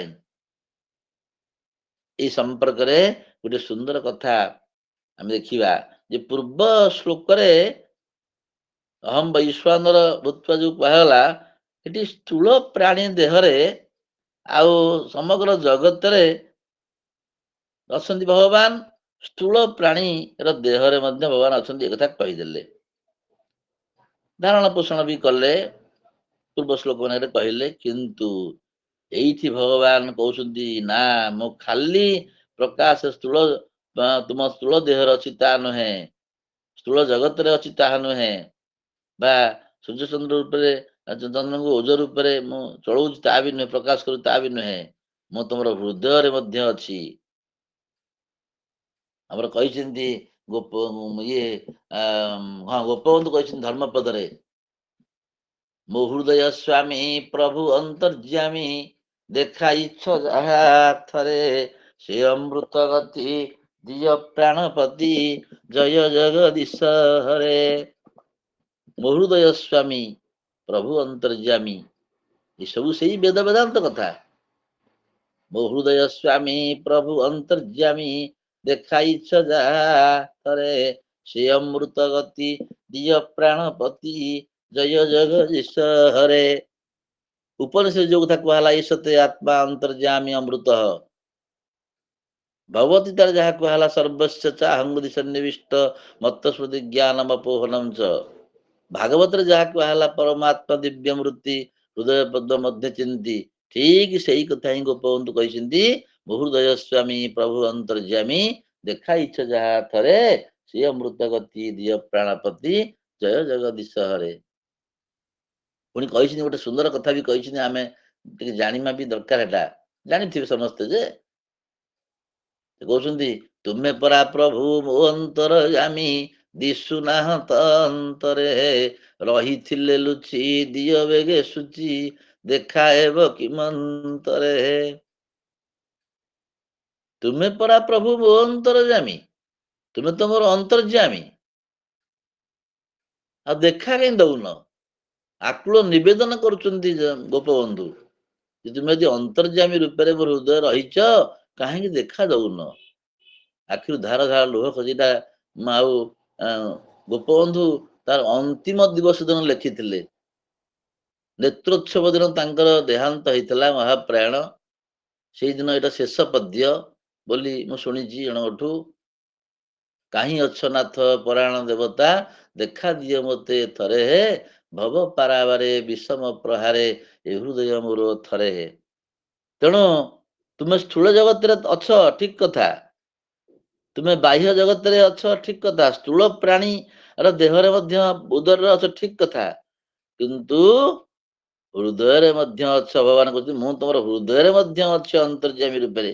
ସେଇ କଥା ଉପନିଷଦରେ କୁହାହେଲା, ବେଦରେ ବି କୁହାଯାଇଛି, ଏବଂ ସେଇ କଥା ଭାଗବତରେ କୁହାହେଲା, ଗୀତାରେ କୁହାହେଲା, ଗୋପବନ୍ଧୁ ବି କହିଲେ, ଅନ୍ୟାନ୍ୟ ମାନେ ବି କହିଛନ୍ତି। ଏବଂ ଭଗବାନ କହୁଛନ୍ତି ଅର୍ଜୁନ ମୁଁ ତମର ହୃଦୟରେ ଅନ୍ତର୍ଯ୍ୟାମୀ ରୂପରେ ରହିକିରି ତମର ବୁଦ୍ଧିକୁ ଚଳଉଛି।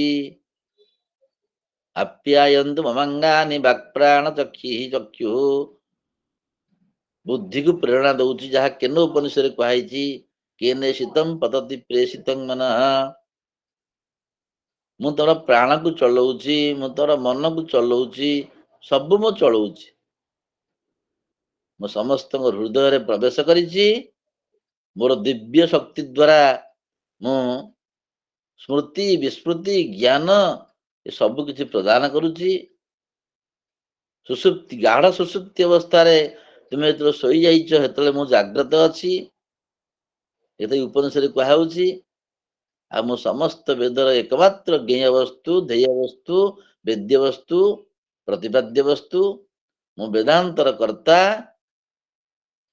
ଏବଂ ସବୁ କିଛି ତମ ଜୀବନର ସବୁ କିଛି କରି କରାଉଥାଏ ମୋହି, ମୋ ବିନୁ ଅନ୍ୟ କେହି ନାହିଁ, ଯାହା ଭାଗବତରେ କୁହାହେଲା। এই ବିଷୟରେ ମଧ୍ୟ ଆମର ସ୍ୱାମୀ ଶିବାନନ୍ଦ ଗୋଟେ ସୁନ୍ଦର କଥା ବି କହିଛନ୍ତି, ଟିକେ ଦୃଷ୍ଟିକି ପଳେଇ ଆସିଲା ଯେ ସମସ୍ତ ଚେତନ ପ୍ରାଣୀଙ୍କ ହୃଦୟରେ ଭଗବାନ ଅନ୍ତର୍ଯ୍ୟାମୀ ରୂପରେ ସନ୍ନିବିଷ୍ଟ ହେଇଛନ୍ତି। ଯେହେତୁ ଭଗବାନ ନିଜେ ଚୈତନ୍ୟ ସ୍ୱରୂପ, ବିଜ୍ଞାନମ ଆନନ୍ଦମ ବ୍ରହ୍ମ, ସମସ୍ତଙ୍କର ଆତ୍ମା, ତେଣୁ ସମସ୍ତଙ୍କର ଆତ୍ମା ହେଇଥିବାରୁ ସ୍ମୃତି ସେଇଠୁ ଉତ୍ପନ୍ନ ହଉଛି, ଜ୍ଞାନ ସେଇଠୁ ଉତ୍ପନ୍ନ ହଉଛି। ସତ୍ୟମ ଜ୍ଞାନମ ଅନନ୍ତମ ବ୍ରହ୍ମ ବିଜ୍ଞାନମ ଆନନ୍ଦମ ବ୍ରହ୍ମ। ଆଉ ଯୋଉମାନେ ଧର୍ମପରାୟଣ ଲୋକ, ସେମାନେ ସତ୍କର୍ମ କରିକିରି ତାର ଫଳ ସ୍ୱରୂପ ସେମାନେ ଉତ୍ତମ ସ୍ମୃତି ଶକ୍ତି ଲାଭ କରନ୍ତି, ଆମେ ଆଲୋଚନା କରିଛେ। ପାପୀ ମାନେ ଅସତ୍କର୍ମ କରିକିରି ତାଙ୍କର ହଠାତ୍ ଜ୍ଞାନ ନାଶ ବି ହେଇଯାଏ। ଯେମିତି ଆମର ପରଶୁରାମ ଅଭିଶାପ ଦେଲେ କର୍ଣ୍ଣଙ୍କୁ, ତୁମେ କପଟତା କରିକିରି ନିଜକୁ ବ୍ରାହ୍ମଣ ବୋଲି କହି ମୋଠୁ ବିଦ୍ୟାକୁ ନେଲ, ଠିକ ସମୟରେ ବିଦ୍ୟା ତମର କାମ ଦବନି। ତେଣୁ ସେଇ ସମୟରେ କର୍ଣ୍ଣ ମଧ୍ୟ କର୍ଣ୍ଣବଧ ହେଇପାରିଲା। ପ୍ରକୃତରେ ପରଶୁରାମଙ୍କର ଅଭିଶାପରୁ ହିଁ କର୍ଣ୍ଣଙ୍କର ଏଇଭଳି ଅବସ୍ଥା ହେଲା। ଯଦି ପ୍ରକୃତରେ କପଟତା କରିନଥାନ୍ତେ ତାହେଲେ କର୍ଣ୍ଣକୁ ମଧ୍ୟ ମାରିବା ମୁସ୍କିଲ ହେଇଥାନ୍ତା। ତେଣୁ କପଟତା ଭଗବାନ ଯାହା କହୁଥିଲେ, ଆମର ଭଉଣୀ ବି କହୁଥିଲେ, କପଟତା ଚଳିବନି, ନିଷ୍କପଟ, ଛଳନା, କପଟତା ଏସବୁ ଭଗବାନ ଉପରେ କାମ ଦେବନି। ଶିଶୁ ଭଳି ସରଳ ହେଇଗଲେ ଭଗବାନଙ୍କୁ ଭଲ ପାଇବେ। ତେଣୁ ଯଦି ଆମେ କପଟତା ରଖିବା, ଆମର ସବୁ ସ୍ମୃତି ଧ୍ୱଂସ ହେଇଯିବ, ଜ୍ଞାନ ନାଶ ହେଇଯିବ। ଯାହା ଗୀତାରେ କହିଛି, ସ୍ମୃତି ଭଂସା ବୁଦ୍ଧି ନାଶୋ ବୁଦ୍ଧି ନାଶାତ୍ ପ୍ରଣଶ୍ୟତି। ତ ସତ୍କର୍ମ କରିବାଟା ଶାନ୍ତିବର୍ଦ୍ଧକ, ଆଉ ବୌଦ୍ଧିକ ବିକାଶ, ଶକ୍ତିର ବିକାଶ ମଧ୍ୟ ସତ୍କର୍ମ ଆମକୁ କରିଦିଏ। ଭଗବାନ ଆମର କୁହାଯାଇଛି ଉପନିଷଦରେ, ଏଷ ଇଏବ ତଂ ଏଷ ହି ଏବ ଈଶ୍ୱରଃ ତଂ ସାଧୁ କର୍ମ କାରୟତି ଜଂ ଏଷଃ ଉନ୍ନିନିଷତେ। ଭଗବାନ ଯେଉଁ ପ୍ରାଣୀଙ୍କୁ ଉପରକୁ ଉଠିବା ପାଇଁ ପ୍ରମୋଶନ ଦେବାକୁ ଇଚ୍ଛା କରିବେ, ତା ଦ୍ୱାରା ସାଧୁ କର୍ମ କରେଇଦେବେ। ସୁନ୍ଦର କଥା ଉପନିଷଦରେ କୁହାହଉଛି। ଭଗବାନ ଯାହାକୁ ଭଲ ପାଇବେ ବା ଯାହାକୁ ଉପରକୁ ଉଠିବାକୁ ଚେଷ୍ଟା କରିବେ, ତାର ଆଧ୍ୟାତ୍ମିକ ସମୁନ୍ନତି ହଉ ବୋଲି ଭଗବାନ ଚାହିଁବେ, ତା ଦ୍ୱାରା ମଧ୍ୟ ଭଲ କର୍ମ କରେଇଦେବେ। ଉପନିଷଦରେ କୁହାଯାଇଛି, ଜମ୍ ଏଷଃ ଉନ୍ନିନିଷତେ, ଯାହାକୁ ଉପରକୁ ଉଠିବାକୁ ଚେଷ୍ଟା କରନ୍ତି ଭଗବାନ ପରମାତ୍ମା, ତମ୍ ସାଧୁ କର୍ମ କାରୟ, ତା ଦ୍ୱାରା ସାଧୁ କର୍ମ କରେଇ ଦେବେ। ନିଜେ ତ କରିବେ, କରେଇ ଦେବେ। ଯାହା ହଉ ଆମେ ସେଇଭଳିଆ ସତ୍କର୍ମ କରିବା, କାମ, କ୍ରୋଧ, ଲୋଭ, ମୋହ, ଛଳନା, କପଟତାକୁ ପରିତ୍ୟାଗ କରିବା, ତେଣୁ ଆମର ସ୍ମୃତି ଭଂଶ ହବ ନାହିଁ। ତେଣୁ ସ୍ମୃତି ଗୋଟେ ବଡ ଜିନିଷ। ଯସ୍ୟ ସ୍ମରଣ ମାତ୍ରେଣ ଜନ୍ମ ସଂସାର ବନ୍ଧନାତ୍ ବିମୁଚ୍ୟତେ ନମଃ ତସ୍ମୈ ବିଷ୍ଣବେ ପ୍ରହବିଷ୍ଣବେ। ଯୋଗାଭ୍ୟାସ, ପ୍ରତିଦିନ ଯୋଗାଭ୍ୟାସ ଯଦି ନିରନ୍ତର କରୁଥିବା, ଆମର ସ୍ମୃତି ନାଶ ହବ ନାହିଁ। ଏବଂ ଆମର ମଧ୍ୟ ଯୋଉମାନେ ପ୍ରକୃତ ଯୋଗୀ, ସେମାନେ ଇହ ଜନ୍ମରେ ରହିକିରି ମଧ୍ୟ ଅତୀତ ଇନ୍ଦ୍ରିୟର ଅନୁଭୂତି, ଅତୀତ ଜୀବନର ଅନୁଭୂତି ସେମାନଙ୍କର ମନେ ପଡିଯାଏ, ସଂସ୍କାର ମଧ୍ୟ ଉଦ୍ବୁଦ୍ଧ ହେଇଯାଏ। ଅଭିଜ୍ଞାନ ଶାକୁନ୍ତଳରେ କାଳିଦାସ ଲେଖିଛନ୍ତି ସେ କଥା, ସେ ପ୍ରସଙ୍ଗରେ, ଯେ ଭାବ ସ୍ଥିରାଣି ଜନନାନ୍ତର ସୌହୃଦାନି। ଆମର ସମୟ ନାହିଁ ଆଲୋଚନା କରିବାକୁ। ଭାବ ସ୍ଥିରାଣି ଜନନାନ୍ତର ସୌହୃଦାନି, ପୂର୍ବ ଜନ୍ମର ଯୋଉ ସୌହୃଦତା ଥିବ ଈଶ୍ୱରଙ୍କ ପ୍ରତି ବା କୌଣସି ପ୍ରାଣୀ ପ୍ରତି, ସେଟା ପୁଣି ସ୍ଥିର ହେଇକି ଥିବ, ଉଦ୍ବୁଦ୍ଧ ହେଇଯିବ ଇହ ଜନ୍ମରେ। ତେଣୁ ସଂସ୍କାର, ଅନେକ ଜନ୍ମର ସଂସ୍କାର ଆମ ଭିତରେ ରହିଛି, ଅନ୍ତଃକରଣ ରହିଛି। ତାର ହଠାତ୍ ମଧ୍ୟ ଈଶ୍ୱର କରୁଣା କଲେ ଏ ସଂସ୍କାରର ଉଦ୍ବୋଧ ସଂସ୍କାରର ମଧ୍ୟ ପରିପ୍ରକାଶ ଘଟିବ, ତାର ରୂପାନ୍ତର ଘଟିବ। ସେଇ ଯୋଉ ସଂସ୍କାର ଯୋଉ ରୂପାନ୍ତର ହୁଏ, ତା ନାଁଟା ହେଲା ସ୍ମୃତି, ଯାହାକୁ ଆମେ ଆଲୋଚନା କରିଛେ ଅନୁଭବଜନ୍ୟ ଜ୍ଞାନ ସ୍ମୃତି।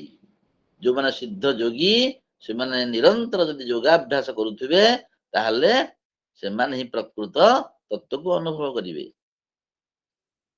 ତେଣୁ ପରମାତ୍ମା କେମିତି ଦେଶ କାଳ ଅତୀତ, ସେ କିନ୍ତୁ ଆମର ହୃଦୟରେ ଅଛନ୍ତି, ସେ କିନ୍ତୁ ତୁରୀୟ। ତାକୁ ଜାଣିଲେ କେମିତି ଆମର ପୁନରାବର୍ତ୍ତନ ହବ ନାହିଁ, ପୁନରାବୃତ୍ତି ହବ ନାହିଁ। ଯୋଗୀ ମାନେ ଏ କଥା ମନେ ରଖିଥାନ୍ତି। ଶେଷରେ ଭଗବାନ କହିଛନ୍ତି, ମୁଁ ବେଦାନ୍ତ କରୁଛୁ, କାହିଁକିନା ଉପନିଷଦ ସମୂହ, ବେଦ ସମୂହ ଭଗବାନଠୁ ହିଁ ବାହାରିଛି। ଏଇ କଥାଟି ଆମର ଏଇ ସର୍ବସ୍ୱ ଚାହଂ ହୃଦି ସନ୍ନିବିଷ୍ଟ ଶ୍ଲୋକରେ ଆଲୋଚନା କରାଗଲା। ବେଦେଶ ସର୍ବୈରହମେବ ବେଦ୍ୟୋ ବେଦାନ୍ତ କୃତ୍ ବେଦ ବିଦେବ ଚାହମ୍। ଏଇ ଗୋଟିଏ ଶ୍ଲୋକରେ ଆମର ଅଧିକ ସମୟ ଚାଲିଗଲା, କିନ୍ତୁ ଆମେ ଟିକେ ଯେତିକି ଆଲୋଚନା କରିବା, ଟିକେ ଚେଷ୍ଟା କରିବା ଭଲ ଭାବରେ ଆଲୋଚନା କରିବା ପାଇଁ। ଯଦି କିଛି ରହିଯିବ ତାହେଲେ ଆତ୍ମସନ୍ତୋଷ ଆସିବ ନାହିଁ। ତେଣୁ ଟିକେ ସମୟ ଗଲା, କ୍ଷମା କରିବେ। ଆଉ ୟା ପରେ ଆସିବ 16 ନମ୍ବର ଶ୍ଲୋକ। ଦ୍ୱାବିମୌ ପୁରୁଷୋ ଲୋକେ କ୍ଷରଶ୍ଚାକ୍ଷର ଏବ ଚ କ୍ଷରଃ ସର୍ବାଣି ଭୂତାନି କୂଟಸ್ಥୋକ୍ଷର ଉଚ୍ୟତେ। ଭଗବାନ ତ କହିଲେ ମୁଁ ହୃଦୟ ଭିତରେ ଅଛି, ପୁଣି କାହିଁକି ଆଉ ଗୋଟେ ଶ୍ଲୋକର ଅବତାରଣା କଲେଣି? ମୁଁ କ୍ଷରାକ୍ଷରାଦିତ, ଇଏ ପ୍ରସଙ୍ଗ ଅଲଗା ହେଇଗଲା। ନା ହଁ, ତାର ସମ୍ପର୍କ ଅଛି। ସେଠି ତ ପରମାତ୍ମା ଆମର ହୃଦୟ ଭିତରେ ଅଛନ୍ତି ବୋଲି କହିଲେ। ଏଇ ଶ୍ଲୋକରେ ସେଇ ଦିବ୍ୟ ପୁରୁଷ ଦିବ୍ୟ ପରମାତ୍ମାଙ୍କର ତିନୋଟି ସ୍ୱରୂପ ବର୍ଣ୍ଣନା କରାଯାଉଛି। ତିନୋଟି ରାଶି, ତାକୁ ଶଙ୍କର ଭଗବତ୍ପାଦ କହିଛି ରାଶି ସ୍ତର। ଗୋଟେ କ୍ଷର, ଆଉ ଗୋଟେ ଅକ୍ଷର, ଆଉ ଗୋଟେ କ୍ଷର ଅକ୍ଷର ଅତୀତ। ତ ସେଇ କ୍ଷର ଅକ୍ଷର ଏଇ ଦିଟି ଉପାଧି କଥା ଭଗବାନ ଏଇଠି କହିବେ 16 ନମ୍ବର ଶ୍ଲୋକରେ। ଏବଂ ନିଜେ ଭଗବାନ କେମିତି ଉପାଧି ରହିତ ଶୁଦ୍ଧ ନିତ୍ୟ ଶୁଦ୍ଧ ବୁଦ୍ଧ ମୁକ୍ତ ସ୍ୱଭାବ, ସେ କଥା ମଧ୍ୟ ଭଗବାନ ଏଠି କହିବେ। ପୂର୍ବ ଶ୍ଲୋକରେ ଆଉ ସାଙ୍ଗରେ ଏହାର ସମ୍ପର୍କ ନିଶ୍ଚୟ ଅଛି, ଯେ ମୁଁ କୋଉ ରୂପରେ, ମୁଁ ସବୁଠି ଅଛି, ଉଦରରେ ଅଛି, ହୃଦୟରେ ଅଛି, କିନ୍ତୁ କୋଉ ରୂପରେ ହୃଦୟରେ ଅଛି? ଅର୍ଜୁନ ତୁମେ ଜାଣ। ଯଦି ତୁମେ ଜାଣୁଥିବ ଯେ ମୁଁ କ୍ଷର ରୂପରେ ଅଛି, ତାହେଲେ ଭୁଲ। ଯଦି ଜାଣୁଥିବ ମୁଁ ଅକ୍ଷର ରୂପରେ ଅଛି, ତାହା ଭୁଲ। ମୁଁ କ୍ଷରାକ୍ଷରାତୀତ, ସବୁଠି ଥାଇକିରି ମଧ୍ୟ ଅପାଣି ପାଦ ଯବନୁଗ୍ରହୀତା। ଏଇ ଶ୍ଲୋକଟି ଭାରି ମାର୍ମିକ। ଆମର ସକାଳେ ଆମେ ଅମରେନ୍ଦ୍ର ଭାଇ ସହ ଆଲୋଚନା କରୁଥିଲୁ ଯେ କେତେ କେତେ ଏ ବିଷୟରେ ଆଲୋଚନା ହେଇଛି। ମୁଁ ତ ବହୁତ କମ ପଢିଛି, ଆଉ କିଛି ପଢିନାହିଁ କହିଲେ ଚଳେ। କିନ୍ତୁ ଯେତିକି ଜାଣିଛେ ସେତିକି ଆମେ ବୁଝିକିରି ତାର ମର୍ମକୁ ବୁଝିଗଲେ ଟିକେ ଭଲ ଲାଗିବ, ଆନନ୍ଦ ଲାଗିବ। ତେଣୁ ଏଇ ଯେ ଦିଟି ପୁରୁଷ ଅଛନ୍ତି, କ୍ଷର ଅକ୍ଷର ପ୍ରସିଦ୍ଧ ପୁରୁଷ ଅଛନ୍ତି, ଯିଏକି ସମସ୍ତ ବିକାରୀ ବସ୍ତୁକୁ ଆମେ କ୍ଷର ବୋଲି କହୁଛେ, ଆଉ କୁଟସ୍ଥ କହିଲେ ଆମେ ଅନ୍ତରାତ୍ମାକୁ ବୁଝଉଛେ। ଏଇ କୁଟସ୍ଥ ବିଷୟରେ ଅନେକ ମତଭେଦ ଅଛି। ଏହି ସଂସାରରେ ନାଶବାନ ଆଉ ଅବିନାଶୀ ଦି ପ୍ରକାର ପୁରୁଷ ଅଛନ୍ତି, ସେମାନଙ୍କ ମଧ୍ୟ ସବୁ ପ୍ରାଣୀ ମାନଙ୍କର ଶରୀର ନଶ୍ୱର, କିନ୍ତୁ ଏ ଜୀବାତ୍ମା ଅବିନାଶୀ ସବୁ କାଳେ। ସେହି ଯେ ଜୀବାତ୍ମା ମୋର ଅନ୍ୟ ରୂପ, ପ୍ରାଣୀ ଜୀବନ୍ତ ମୋ ବଳେ। ଭଗବାନ ଶଙ୍କର କହୁଛନ୍ତି, ଦ୍ୱୌ ଇମୌ ପୃଥକ ରାଶି କୃତୌ ପୁରୁଷୌ। ଦି ପ୍ରକାର ପୁରୁଷ ସଂସାରରେ ଅଛନ୍ତି। ଦ୍ୱାବିମୌ ପୁରୁଷୌ ଲୋକେ, ଲୋକ ମାନେ ସଂସାର।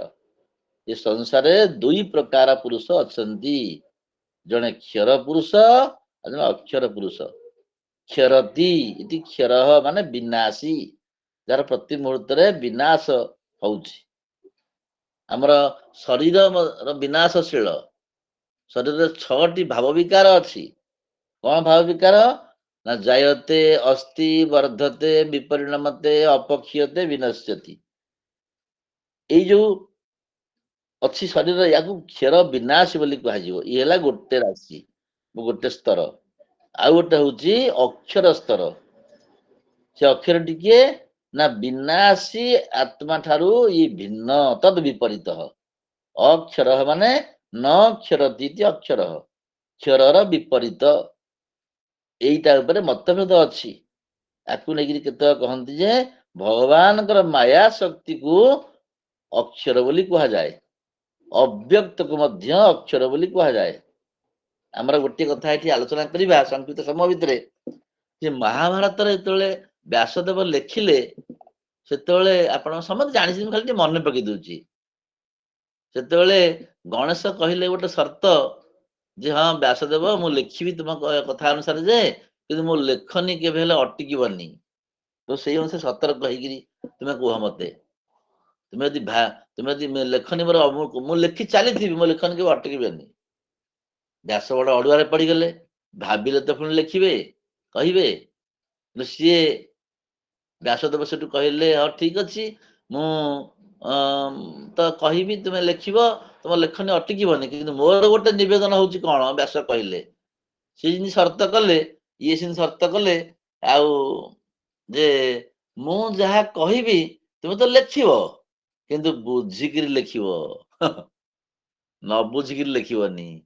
ଗଣେଶ କହିଲା, ଆରେ ଅଡୁଆରେ ପଡିଗଲି। ତେଣୁ ଯୋଉ ସମୟ ତକ ତେଣୁ ବ୍ୟାସକୂଟ କେତେକ ଅଛି, ସେ ବ୍ୟାସକୂଟ, ମହାଭାରତରେ ଯୋଉ ବ୍ୟାସକୂଟ ଅଛି, ଏଇ ଶ୍ଲୋକଟି ଗୋଟେ ବ୍ୟାସକୂଟ ଭିତରେ ଅନ୍ତର୍ଭୁକ୍ତ ହଉଛି। ଏମିତି ଏଥିରେ ଗଭୀର କଥା ଥୋଇଦେଲେ ଯେ ଭଗବାନ ବ୍ୟାସ ଭାବି ହଉଛନ୍ତି ଗଣେଶ, ଆଉ ଯଦି ଗଣେଶ ଭାବି ହଉଛନ୍ତି, ଶଙ୍କର ଭଗବତ୍ପାଦ ଭାବିକିରି ଚିନ୍ତାରେ ପଡିଗଲେ ଯେ କହୁଛନ୍ତି ତଦିଦଂ ଗୀତା ଶାସ୍ତ୍ରମ୍ ସମସ୍ତ ବେଦାନ୍ତ ସାର ସଂଗ୍ରହ ଭୂତମ୍। ଏଠି ଆମେ କେମିତି କହିବା? ତେବେ ଯାହା ହଉ, ଯାହା ଭଗବାନ ଶଙ୍କର କହିଛନ୍ତି ଯେ ଭଗବାନଙ୍କର ମାୟା ଶକ୍ତିକୁ, ଯାହାକୁ କ୍ଷରର ବିପରୀତ ବୋଲି କୁହାଯାଏ, ତାକୁ ହିଁ ଅକ୍ଷର ବୋଲି କୁହାଯାଉଛି। କ୍ଷର ନାମକ ପୁରୁଷର ସେ ହଉଛି ଉତ୍ପତ୍ତି ବୀଜ। ଯୋଉ କ୍ଷର ପୁରୁଷ କଥା କୁହାଗଲା, ସେ କ୍ଷର ପୁରୁଷର ଉତ୍ପତ୍ତି ବୀଜ ମାନେ କାରଣ, ସେଇଠୁ ହିଁ ଏଇ ଅକ୍ଷରରୁ ହିଁ କ୍ଷରର ଉତ୍ପତ୍ତି ହେଲା। ମାୟା ଶକ୍ତିରୁ ହିଁ ଜୀବର ଉତ୍ପତ୍ତି ହେଲା। କାହିଁକିନା ମାୟାବଚ୍ଛିନ୍ନମ୍ ଚୈତନ୍ୟମ୍, ଅବିଦ୍ୟାବଚ୍ଛିନ୍ନମ୍ ଚୈତନ୍ୟମ୍ ବା ଅଜ୍ଞାନ ଉପାଧିକମ୍ ଚୈତନ୍ୟମ୍ ଜୀବ। ଅନେକ ସଂସାରୀ ଜନ୍ତୁ କାମ କର୍ମାଦି ସଂସ୍କାରାଶୟ। ଏଠି ଅକ୍ଷର କହିଲେ ଅନେକ ସଂସାର, ଯେତେ ସଂସାରୀ ଜନ୍ତୁ ଅଛନ୍ତି, କୀଟ ପତଙ୍ଗ ଜନ୍ତୁ, ତାଙ୍କର ଯୋଉ କାମନା ବାସନା, ଯୋଉ କର୍ମ ଇତ୍ୟାଦି ସଂସ୍କାର ସମୂହ ଅଛି, ସେଇ ସଂସ୍କାର ବୀଜ ରୂପରେ ଯୋଉ ମାୟା ଶକ୍ତିରେ ଅଛି, ସେଇ ମାୟା ଶକ୍ତିକୁ ଅକ୍ଷର ପଦରେ ଆମେ ନବା। ଏଇ ଗୋଟିଏ ଅର୍ଥ। ଭଗବାନଙ୍କର ଅଘଟନ ଘଟନ ପଟିୟସି ମାୟା ଶକ୍ତି, ଯାହାକୁ ଅବ୍ୟକ୍ତ ବୋଲି କୁହାଯାଏ, ସେଇ ଅବ୍ୟକ୍ତ ମାୟା ଶକ୍ତିକୁ ଅକ୍ଷର ବୋଲି ଏଠି ନିରୂପଣ କରାଯାଇଛି। ତେଣୁ ଏଇ କ୍ଷରରୁ ଅକ୍ଷରରୁ ଅତୀତ କହିଲେ ମାୟା ଶକ୍ତିରୁ ଅତୀତ, ଆଉ ବିନାଶଶୀଳ ଜୀବ ଠାରୁ ମଧ୍ୟ ଅତୀତକୁ ଅକ୍ଷର ବୋଲି କୁହାଯିବ। ଆଉ ଗୋଟିଏ କଥା ମଧ୍ୟ ଏଠି ଆମେ ଦେଖିବା। ଏଠି ଭଗବାନ ଶଙ୍କର ଉଠେଇଛନ୍ତି ପ୍ରଶ୍ନ, କୋଉ ତୋ ପୁରୁଷ, ଏଇ ଦି ଜଣ ପୁରୁଷ କିଏ? ନା କ୍ଷର ପଦରେ ସମସ୍ତ ବିକାର ଜାତକୁ ଆମେ ନବା। ଯେତେ ବିକାରଶୀଳ ପଦାର୍ଥ, ଏ ସବୁ କ୍ଷର ଭିତରେ ଯିବ। ଯେହେତୁ ଅକ୍ଷରକୁ କୁଟସ୍ଥ ବୋଲି କୁହାଯାଉଛି, ଅକ୍ଷର ଶବ୍ଦର ଅର୍ଥ ଆମେ ସାମାନ୍ୟ ଭାବରେ ଜାଣିଲେ ଯେ ଭଗବାନଙ୍କର ଅଘଟନ ଘଟନ ପଟିୟସି ଅନିର୍ବଚନୀୟ ମାୟା ଶକ୍ତି, ଯିଏ ଅନାଦି ଆଉ ଶାନ୍ତ, ଯାହାର ଆଦି ନାହିଁ କିନ୍ତୁ ଅନ୍ତ ଅଛି। ସେ ଅନ୍ତ ବିଷୟରେ ମଧ୍ୟ ଅଧ୍ୟାସକୁ ମଧ୍ୟ ଅନନ୍ତ ବୋଲି କୁହାଯାଉଛି। ଆମେ ସମୟ ତ ବେଶୀ ନାହିଁ, ତଥାପି ଆଲୋଚନା କରିଦେବା ଟିକେ। ଅଧ୍ୟାସକୁ ଆଉ କାହିଁକି ଅନନ୍ତ ବୋଲି କୁହାଯାଏ, ମାୟାକୁ କାହିଁକି ଅନନ୍ତ ବୋଲି କୁହାଯାଏ, କିନ୍ତୁ କେତେ କ୍ଷେତ୍ରରେ ମାୟାକୁ ଅନ୍ତ ବୋଲି କୁହାଯାଇଛି, କିନ୍ତୁ ଅନନ୍ତ ବୋଲି ମଧ୍ୟ ଅଧ୍ୟାସକୁ କୁହାଯାଇଛି। ତାହେଲେ ଅନନ୍ତ ଅନ୍ତ ଦିଟା କେତେ ଗୋଟେ କଣ୍ଟ୍ରୋଭର୍ସି ହେଇଗଲା ନା? ନାଇଁ, କଣ୍ଟ୍ରୋଭର୍ସି ନୁହେଁ। କାହିଁକି ନା ସେଠି ଅନନ୍ତ କହିଲେ ଆଉ ପରମାତ୍ମାଙ୍କ ଭଳି ଅନନ୍ତ ନୁହେଁ ମାୟା। ତତ୍ଵ ଜ୍ଞାନ ଅନ୍ତରେଣ ଅସତ୍ୟ ସମୁଚ୍ଛେଦ ଅନନ୍ତ। ତତ୍ଵ ଜ୍ଞାନ ବିନା, ପରମାତ୍ମ ତତ୍ଵ ଜ୍ଞାନ ବିନା ଯାହାର ଉଚ୍ଛେଦ କରିବା ସମ୍ଭବ ନୁହେଁ, ତେଣୁ ବହୁ କାଳ ପର୍ଯ୍ୟନ୍ତ ସେ ରହିଯାଏ, ପରମାର୍ଥ ଜ୍ଞାନ ହେବା ପର୍ଯ୍ୟନ୍ତ। ତେଣୁ ତାକୁ ଅନନ୍ତ ବୋଲି ସେଇ ଦୃଷ୍ଟିରୁ କୁହାଗଲା। ପରମାତ୍ମାଙ୍କ ଭଳି ଅନନ୍ତ ସେ ନୁହେଁ, କିନ୍ତୁ ବହୁ କାଳ ପର୍ଯ୍ୟନ୍ତ ଯେହେତୁ ସ୍ଥାୟୀ, ସେ ଦୃଷ୍ଟିରୁ ଅନନ୍ତ ବୋଲି କୁହାଗଲା।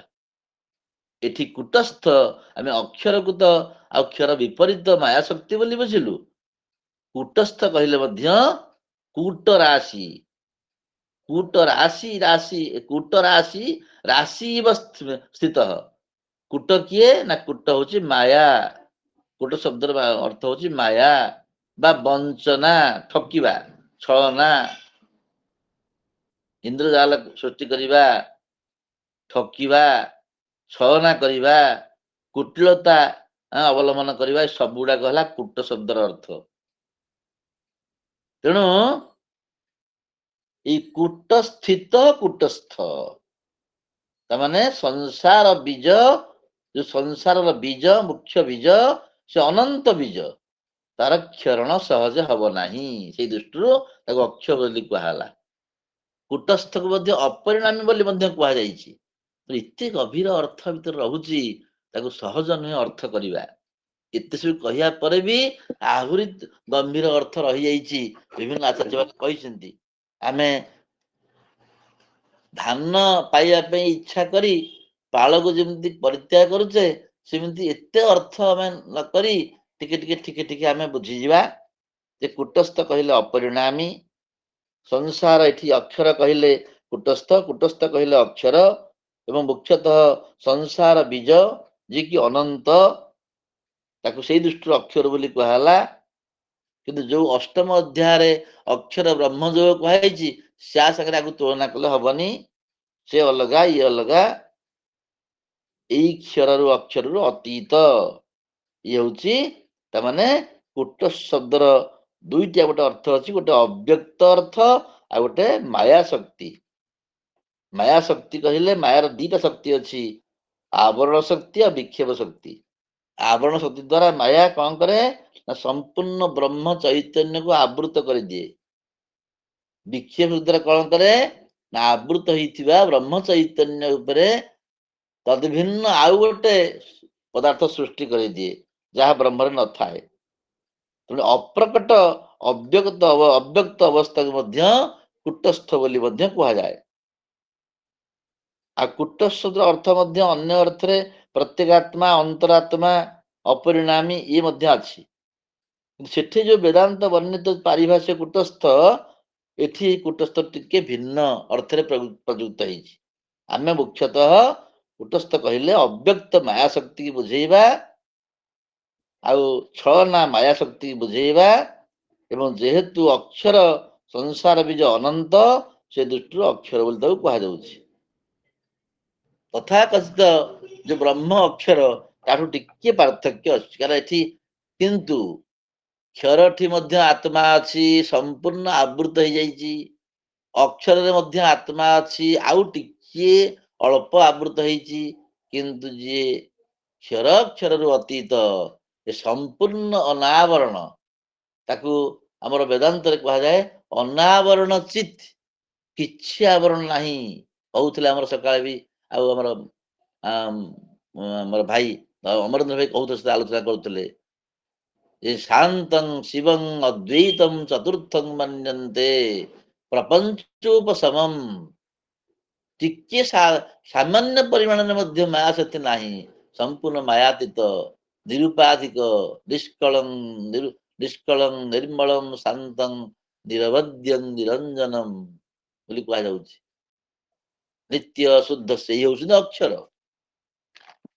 हमर संक्षेप रे आलोचना करिया संभव सरी जाउछि दरकार पहले आउ थरे चलिबो तो परमात्मा एक परमात्मा अद्वितीय परमात्मा माया शक्ति नाना विभूति और रूप धारण करती आ लोक मध्य व्यवहृत होती तेणु भगवान को से निरुपाधिक ब्रह्म को ही दी भार विभक्त करी पुणी अक्षर कुटस्थ अक्षराक्षर बोली प्रतिपादन कराला आ गोटे कुट शब्दर आ गोटे अर्थ अच्छी कमार जो लेही कमार आमर जो शाला आम जो ये करू लेही से लेही रे जेते मध्य पिटापिटी हेले भी से सब स्थिर अविचलित रहिबो परमात्मा सेही भली मध्य कुटस्थ बोली एठी कहा जाउछि तेणु जाऊ सप्तम अध्याय जो आमर परा अपरा विद्या कथा आलोचना होइछि से परा अपरा विद्या ठारू मध्य ये भिन्न बोली कहउछि परा अपरा विद्या अधिभूत अध्यात्म विद्या त्रयोदश अध्याय सप्तम अध्याय परा अपरा विद्या कथा कहला अष्टम अध्याय अधिभूत अध्यात्म कथा कहला त्रयोदश अध्याय क्षेत्र क्षेत्रज्ञ कथा कहला पंचदश अध्याय आउ अश्वत्थ जीव कथा भी कहला ये दुई तत्व को मध्य पुरुषो द्वाबिंब पुरुषो लोक कहले परा अपरा को बुझिबा अधिभूत अध्यात्म को बुझिबा क्षेत्र क्षेत्रज्ञ को बुझिबा एवं अश्वत्थ जीव को मध्य बुझी परिबा आमे एटा मध्य केछि आचार्य भी अर्थ करूचंती ए जो दी पुरुष रहिले क्षर अक्षर परा अपरा भगवान कहउछन्ति मु ताठू अत्यंत विलक्षण मु ताठू अत्यंत विलक्षण तेणु भगवान कर वचन अत्यंत मार्मिक वचन आउ ए मर्मटी बुझिया आहरी समय दरकार आमर समय हो गलानी आज एति रहिला पुणी परवर्ती क्षेत्र में आउ आलोचना समय थे करवा आउ हरिओम मु तथापि मोर मन बुझिलानी बुझे हेलानी आहरी जदि भगवान कौन शक्ति देवे ताहले आम चेष्टा करवा एतिक आमर क्षुद्र बुद्धि आमे आउ से क्षुद्र बुद्धि रे कौन बा हाँ से महा महिमा कि बुझीबी प्रभु क्षुद्र नर कले वरे कि भाषा रे तब करी स्तव जय जगदीश हरे आमर क्षुद्र ଭଗବାନ କଥା ବୁଝିବା, ଭଗବାନଙ୍କର ବଚନ କଣ ଆମେ ବୁଝିପାରିବା। କିନ୍ତୁ ସେଇ ଭଗବାନଙ୍କୁ ଏଇ କ୍ଷୁଦ୍ର ବୁଦ୍ଧିକୁ ଅର୍ପଣ କରି ରହୁଛି, ବାଣୀକି ବିଶ୍ରାମ ଦଉଛି। ହରି ଓମ୍। ସର୍ବେ ଭବନ୍ତୁ ସୁଖିନଃ, ସର୍ବେ ସନ୍ତୁ ନିରାମୟାଃ, ସର୍ବେ ଭଦ୍ରାଣୀ ପଶ୍ୟନ୍ତୁ, ମା କଶ୍ଚିତ୍ ଦୁଃଖ ଭାଗ ଭବେତ୍। ସମସ୍ତ ସଜ୍ଜନ ବୃନ୍ଦଙ୍କୁ ଆଉ ଥରେ ଯୋଡ଼ ହସ୍ତରେ ପ୍ରଣାମ ନିବେଦନ କରି ଭଗବାନଙ୍କ ଚରଣରେ ସମସ୍ତ ପଦାର୍ଥ ନିବେଦନ ଜୟ ଜଗନ୍ନାଥ, ଜୟ ଜଗନ୍ନାଥ, ଜୟ ଜଗନ୍ନାଥ। ହରି ଓମ୍, ଜୟ ଜଗନ୍ନାଥ। ଧନ୍ୟବାଦ ଗୁରୁଜୀ। ମୋ ନିଜ ତରଫରୁ ଏବଂ ଅନୁଷ୍ଠାନ ତରଫରୁ ଆପଣଙ୍କୁ ଶତବାର ପ୍ରଣାମ। ଭଗବତ ଗୀତା ସଦୃଶ୍ୟ ଆଧ୍ୟାତ୍ମିକ ସାହିତ୍ୟରେ ତ ଆପଣ ପ୍ରବୀଣ। ତା ବ୍ୟତୀତ ଯେତେ ସାହିତ୍ୟ ଅଛି, ଯେମିତି ଆପଣ ତେବେ ସବୁ ଉଦାହରଣ ଦଉଛନ୍ତି, ବିଷ୍ଣୁ ସହସ୍ରନାମ ଉଦାହରଣ ଦଉଛନ୍ତି, ଗୋପବନ୍ଧୁଙ୍କ ଉକ୍ତି ଦଉଛନ୍ତି, ଭାଗବତର ଉଦାହରଣ ଦଉଛନ୍ତି। ଏ ସବୁ ଶ୍ଲୋକର ଭାବକୁ ବୁଝିବା ପାଇଁ ଆପଣ ବିଭିନ୍ନ ପ୍ରକାର ଉଦାହରଣ ଦେଇକରି ଆମେ ବହୁତ ଚେଷ୍ଟା କରୁଛନ୍ତି ଆମକୁ ବୁଝେଇବା ପାଇଁ। ଆମେ ନ ବୁଝିପାରିଲେ ସେଟା ଆମର ଦୋଷ ହେଇପାରିବ। ଆଉ ଭଗବାନ ବହୁତ ସୁନ୍ଦର ଆପଣଙ୍କର ବ୍ୟାଖ୍ୟାନ। ଭଗବାନ ଶ୍ରୀକୃଷ୍ଣ ମାନବ ସମାଜର କଲ୍ୟାଣ ପାଇଁ ଭଗବାନ ବେଦବ୍ୟାସଙ୍କ ଦ୍ୱାରା ଯୋଗ ଶାସ୍ତ୍ର, ଏଇ ଯୋଉ ଭଗବତ ଗୀତା ଯୋଗ ଶାସ୍ତ୍ରକୁ ପ୍ରସ୍ତୁତି କରି ରଖିଦେଇଛନ୍ତି।